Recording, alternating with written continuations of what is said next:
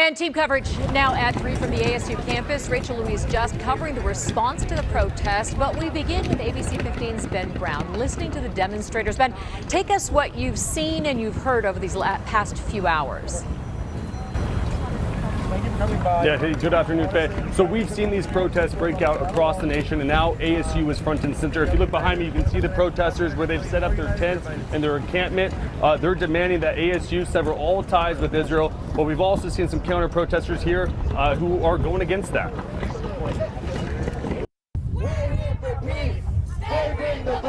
Pro-Palestinian protesters set up camp at ASU's historic Old Main Lawn Friday morning. Their list of demands is long, but ultimately calls on the university to sever ties with Israel. I'm here today to protest ASU and how they've treated every pro-Palestinian student, how they've neglected any Palestinian student, and our tuition money is going directly to kill my family members. Do you agree with the chant that Israel is a terrorist state? I agree with the chant that stop the genocide.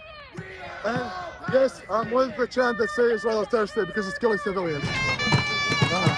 Tents being set up within minutes, and shortly after, police making arrests of at least 3 protesters. Forces forward, give us other units now. Get away! Don't hit people! Police trying multiple times to break apart the protests and telling protesters to leave. Back off. At one point, sprinklers were being sprayed at protesters, but the protesters simply covered the sprinklers with bottles and bags, all while some pro-Israel supporters arrived to voice their opinions. Depending on the chant, it's either I consider it very terrible misinformation. For example, when they call Israel a genocidal state, I think that is very much misinformation. There are other chants that are outright calls to violence, like the Intifada chant. Those ones are a little bit more scary to me.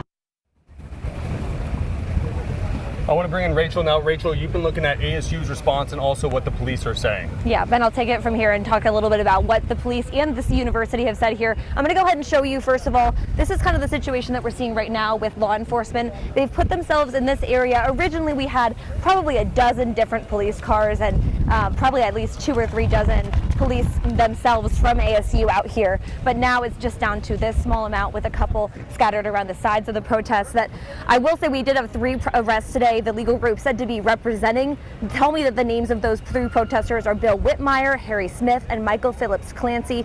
Police approached those 3 within about 30 minutes of the protest starting and handcuffed and led them away. Police tell us it was the tents that were the issue with these protests, and they are what led directly to the arrests. As a result, those tents were torn down by police, protesters eventually taking most of them back after some were torn by a man who was opposed to the protests. A final resort is sprinklers were later turned on in the area where students were protesting. Those only lasted a couple of minutes, and sprinklers were turned off when students put water jugs and other items over the sprinklers to try and stop them from spraying protesters. I think, again, what we're seeing is police also be complicit in the refusal for folks to have the freedom of speech, right? They're being utilized as a tool by the state, as a tool by the university to silence these students. And one very quick and easy way is to arrest them.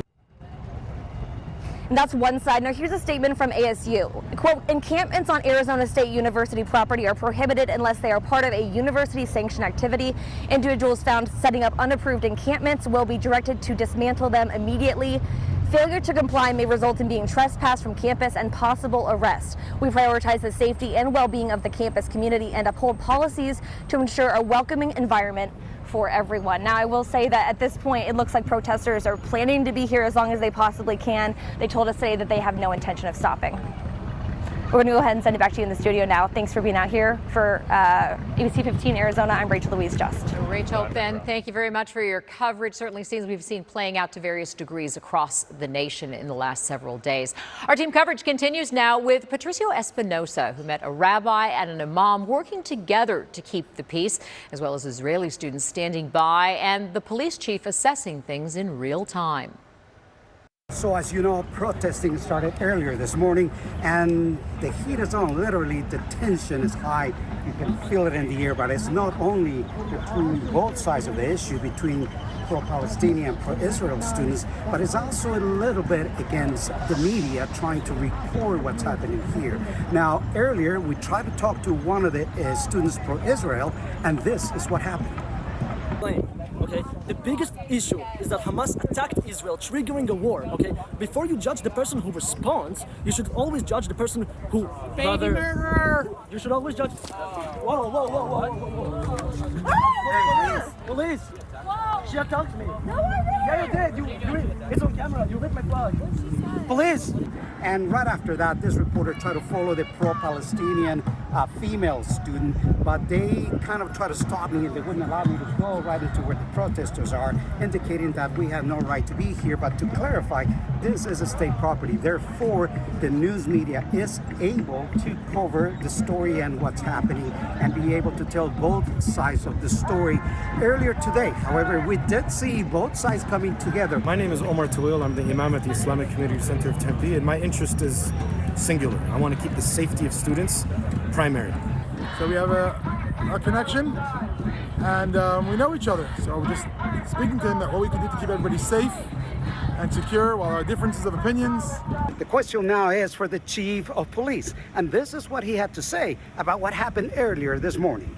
I'm Patricio Espinosa with Channel 15. Can I ask you a couple of questions? Actually, Patrice, I'm very, very busy right now. Totally understand, sir. This is Nikki Ripley. She'll be able to help you with me. I understand, Chief, but I'd rather speak to you. Do you have any reaction to what happened this morning? Deal with stuff.